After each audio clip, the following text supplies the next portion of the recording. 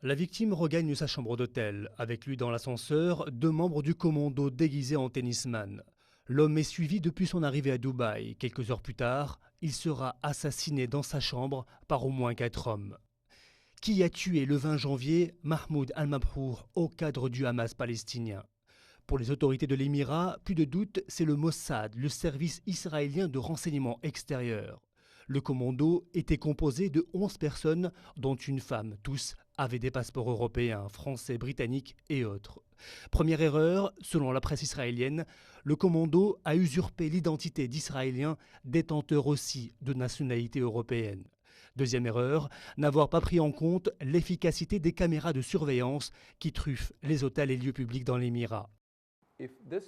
Si le responsable de cette mission au sein de cette agence de renseignement ne savait pas que la police de Dubaï avait de tels moyens et n'a pas pris cette information en compte, alors ce service de renseignement a un gros problème.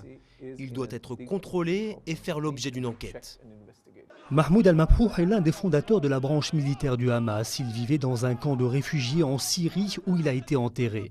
La police de Dubaï soupçonne un membre de son mouvement d'avoir collaboré avec les Israéliens pour l'assassiner.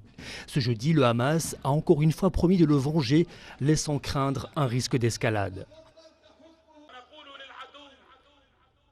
Nous disons à l'ennemi que Mahmoud ne reposera pas en paix jusqu'à ce que nos missiles Qassam atteignent ses assassins.